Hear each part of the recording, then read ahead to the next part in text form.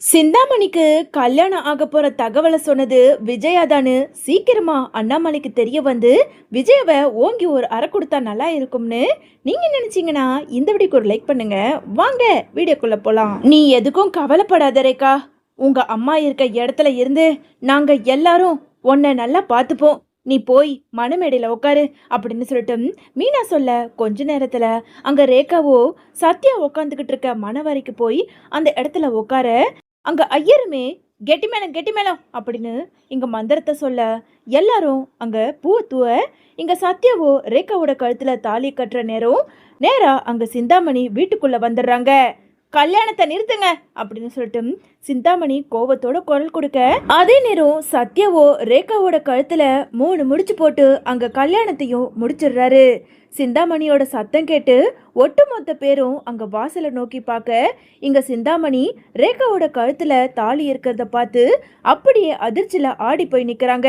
வந்த கோவத்துக்கு பக்கத்துல நின்னுக்கிட்டு இருந்த சிந்தாமணியோட ஹஸ்பண்டுமே வேக வேகமா வந்து அங்க முத்துவை பார்த்து, உனக்கு எவ்வளவு தைரியம் இருந்தா என் பொண்ணை கடத்தி கொண்டு வந்து இப்படி உங்க பாட்டி வீட்டில் வச்சுக்கிட்டு இருந்ததும் இல்லாம எங்களுக்கே தெரியாம என் பொண்ணோட வாழ்க்கையை இப்படி கெடுத்துட்டியே, நீ எல்லாம் நல்லா இருப்பியா அப்படின்னு சொல்லிட்டு கோபத்தோட அங்க முத்துவை பார்த்து பேசிக்கிட்டு இருக்க. அதே நேரம் இங்க சிந்தாமணியோ, என்னங்க இவன் கிட்ட எல்லாம் பேசிக்கிட்டு, இவனை இதுக்கப்புறம் சும்மாவே விடக்கூடாது அப்படின்னு சொல்லிட்டு சிந்தாமணி தான் வச்சிருந்த ஒரு சின்ன கத்தியை எடுத்து அங்க முத்து மேல சொருக போக உடனே மீனா அதை தடுத்து பிடிச்சி கீழே தள்ளி விட்டுறாங்க. ஏய், எவ்வளவு தைரியம் இருந்தா ஏன் புருஷன் மேல நீ கைய வைப்பியா? என்னங்க, நான் தான் சொன்னல இந்த சிந்தாமணி கொலை பண்ற அளவுக்கு கூட தயங்க மாட்டான்னு. பாருங்க, கத்தி எடுத்துட்டு வந்து உங்களை குத்த பார்த்தா ஏதோ நல்ல வேலை நான் எப்படியோ காப்பாத்திட்டேன். என்னங்க இவளை என்னங்க பண்றது அப்படின்னு சொல்லிட்டு மீனா கோபத்தோட பேசிக்கிட்டு இருக்க. உடனே இங்க சிந்தாமணி இருந்துக்கிட்டு, ஏன் ரேக்கா எதுக்காக இப்படி பண்ண? உன் வாழ்க்கையில முடிவெடுக்கிறதுக்கு எங்களுக்கு உரிமை இல்லையா? போயும் இந்த பிச்சைக்கார பையன் சத்யாவை போய் கல்யாணம் பண்ணிக்கிட்டு இப்படி உன் வாழ்க்கையவே நாசமாக்கிட்டியே. இத்தனை காலம் பெத்து வளர்த்த எங்களுக்கு உனக்கு ஒரு நல்ல பையனா பார்த்து கல்யாணம் பண்ணி வைக்க தெரியாதா என்ன? ஏன் ரேக்கா இப்படி பண்ண அப்படின்னு சொல்லிட்டு சிந்தாமணி கத்தி கதறி அழுதுகிட்டு இருக்க. இன்னொரு பக்கம் விஜயா அங்க நடக்கிற எல்லாத்தையும் பார்த்து ரொம்ப சந்தோஷப்பட்டுக்கிறாங்க. சந்தோஷப்பட்டு சிரிச்சுக்கிட்டு இருந்த அங்க பார்வதியோ விஜயாவை பார்த்து, ஏ விஜயா, என்ன விஜயா, என்ன காரியம் பண்ணி வச்சிருக்க? நீ தானே அந்த சிந்தாமணிக்கு தகவலை சொன்னது அப்படின்னு சொல்லிட்டு இங்க பார்வதி பேசிக்கிட்டு இருக்க. ஆமா பார்வதி, நான் தான் அவளுக்கு ஃபோன் பண்ணி சொன்னேன். ஏன் சொன்னனா, என் வீட்டையே என்னை தவிக்க வச்சு அவ அபகரிக்க பார்த்தால, இப்பேற்பட்டவளுக்கு இதுவும் தேவை, இதுக்கு மேலையும் தேவை. பாத்தியா, நான் சொன்ன மாதிரியே அந்த ரேகா, அதான் சிந்தாமணியோட பொண்ணு, ஒரு பிச்சைக்கார பையன் அந்த சத்யாவை கல்யாணம் பண்ணிக்கிட்டா. சிந்தாமணிக்கு இதுவும் தேவை, இதுக்கு மேலையும் தேவை. பார்க்கவே கண்கொள்ளா காட்சி இருக்கு. இதுல பேசி வேற எதுக்காக நேரத்தை செலவழிக்கணும்? அங்க நடக்கிற கூத்த பாரு அப்படின்னு சொல்லிட்டு விஜயா பேசிக்கிட்டு இருக்க. இங்க பாட்டி இருந்துக்கிட்டு, இங்க பாரு சிந்தாமணி, உன்னை பத்தி நானும் கேள்விப்பட்டுட்டு இருக்கேன். ஒரு பொண்ணுக்கு நம்ம பெத்த தாய் ஒரு நல்ல தாயா இருந்தா மட்டும் போதாது. அந்த பொண்ணோட வாழ்க்கைக்கும் அந்த பொண்ணுக்கு பிடிச்சவமான வாழ்க்கையை அமைச்சு கொடுக்கறது தான் ஒரு பெத்தவங்களோட கடமை. ஆனா அது உங்ககிட்ட இல்லை. அந்த பொண்ணு ரேகாவும் உங்ககிட்ட எவ்வளவோ கெஞ்சி பேசி பார்த்துட்டு இருக்கா. ஆனா கடைசியில் அந்த பொண்ணையே கூட்டிட்டு போய் பெத்த அப்பனே எங்கேயோ அடைச்சு வச்சு ஒரு கேவலமான காரியத்தை பண்ணும்போது அந்த பொண்ணு உங்க 2 பேரையும் வெறுத்துட்டு இங்க சத்யாவை வந்து கல்யாணம் பண்ணிக்கிறதுக்கு கேட்டா. நானும் முத்துவும் சேர்ந்து இந்த கல்யாணத்தை நடத்தி முடிச்சாச்சு. நீ எங்க போய் என்ன பண்ணணுமோ நீ போய் பார்த்துக்க. அதை விட்டுட்டு இங்க வந்து கத்திக்கிட்டு இருக்காத, முதல்ல வெளியே போமா அப்படின்னு சொல்லிட்டு இங்க பாட்டி பேசிக்கிட்டு இருக்க. என்னங்க, இதெல்லாம் சரிப்பட்டு வராது.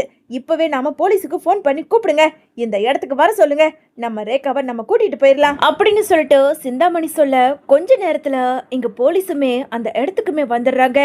யாருமா அது ஃபோன் பண்ணுது? வாங்க சார் வாங்க. என் பொண்ணு ரேகாவை கடத்திக்கிட்டு வந்து எங்களுக்கே தெரியாம இந்த முத்துவும் மீனாவும் இதோ இருக்கானே பிச்சைக்கார பையன், இவனுக்கும் என் பொண்ணுக்கும் இவங்க 2 பேரும் சேர்ந்து கல்யாணத்தை முடிச்சிட்டாங்க சார். இவங்க 2 பேரையும் இப்பவே அரெஸ்ட் பண்ணுங்க சார்.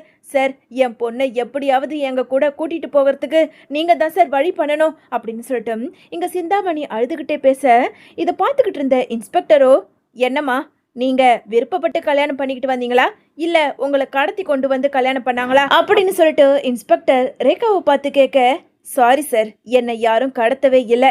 நானா விருப்பப்பட்டு தான், நான் ஆசைப்பட்டு தான். இதோ இருக்காரே சத்யா இவரை நான் கல்யாணம் பண்ணேன். ஆமா சார், நானும் சத்யாவும் காதலிக்கிற விஷயம் என் அப்பாவுக்கும் அம்மாவுக்கும் முன்னாடியே தெரியும். இது தெரிஞ்சு இவங்க தான் என்னை கடத்திக்கிட்டு போய் ஒரு இடத்துல வச்சிருந்தாங்க.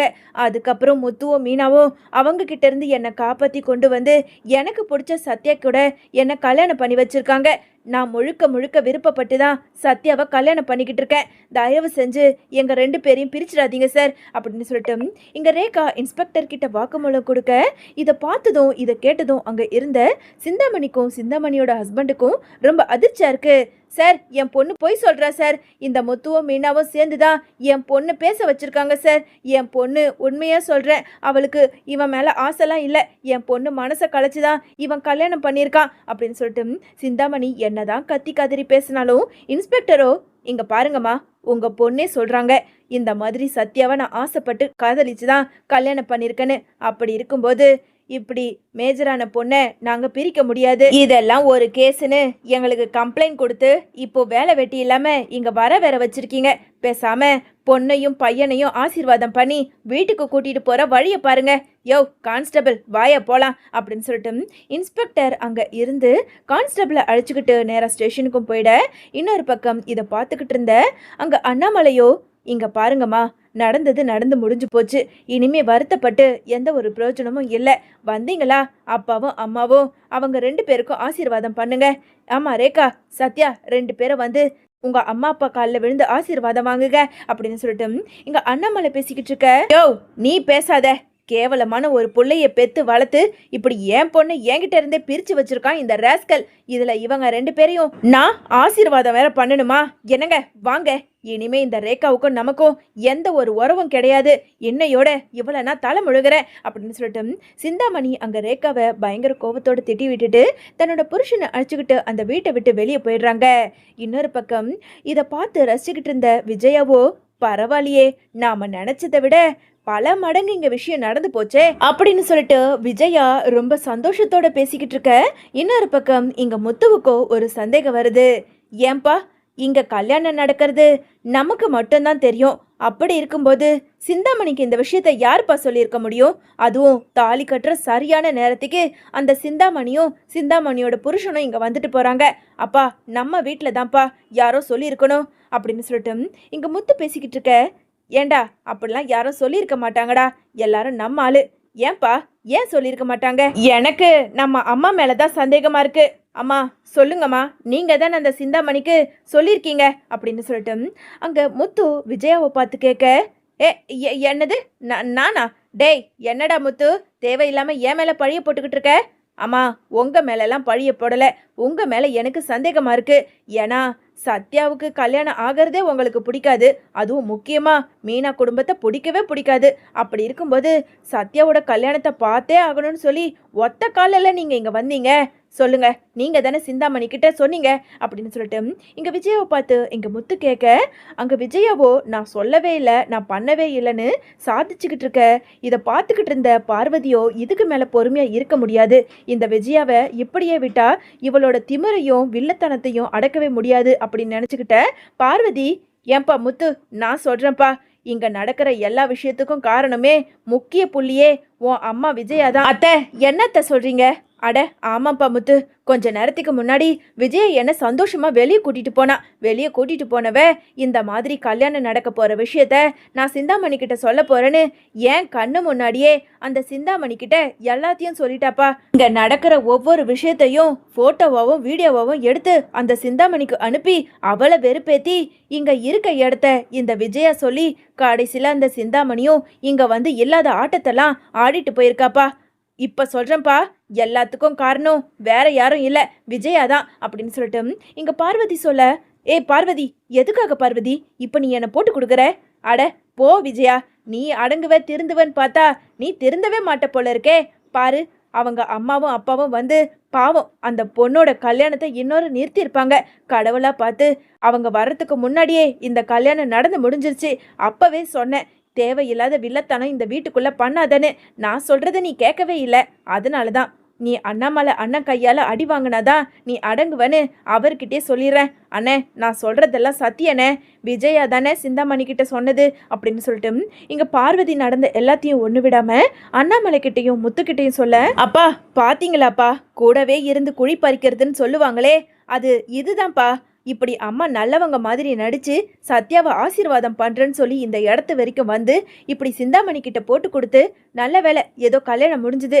இதுவே அந்த சிந்தாமணி கொஞ்ச நேரத்துக்கு முன்னாடி வந்திருந்தா கூட ரேகாவோட கழுத்துல சத்யா தாலி கட்டியே இருக்க முடியாதுப்பா, பாருங்கப்பா அப்படின்னு சொல்லிட்டு முத்து பேச இது கேட்க கேட்க அங்க அண்ணாமலைக்கு பயங்கர கோவம் வந்து அங்க விஜயாவை ஓங்கி பலார்னு கன்னத்திலே அற கொடுக்குறாரு. ஏய் விஜயா, நீ எல்லாம் திருந்தவே மாட்டியா? ஏதோ நீயும் திருந்தி இங்க வந்து சத்யாவோட கல்யாணத்துல ஆசீர்வாதம் பண்றதுக்காக வந்திருக்கன்னு நானும் ஏதோ கொஞ்சம் பெருமையா இருந்துட்டேன். கடைசியில பார்த்தா இப்பதானே உன்னை பத்தி எல்லாத்தையும் தெரிஞ்சுக்கிறேன். இப்படி ஒரு கேவலமான காரியத்தை பண்ணிருக்கியே, நீ இன்னமும் அடங்கவே மாட்ட, திருந்தவே மாட்ட, அப்படிதானே அப்படின்னு சொல்லிட்டு மறுபடியும் அங்க விஜயாவை ஓங்கி பலார்னு கன்னத்திலே அற கொடுக்குறாங்க. இதை பார்த்துக்கிட்டு இருந்த ஸ்ருதியோ, என்ன ஆண்டி இவ்வளவு கீழ்த்தரமா நடந்துக்கிட்டீங்க? பாவம், அவங்க 2 பேரும் காதலிக்கிறாங்க. அப்படி இருக்கும்போது அவங்க காதலை சேர்த்து வைக்க வேண்டியது நம்ம கடமை. இப்படி நீங்களே அவங்க கல்யாணத்தை நிப்பாட்ட பார்த்துருக்கீங்களே, ச்சே அப்படின்னு சொல்லிட்டு இங்க ஸ்ருதி ஒரு பக்கம் அங்க விஜயாவை வெளுத்து வாங்குறாங்க.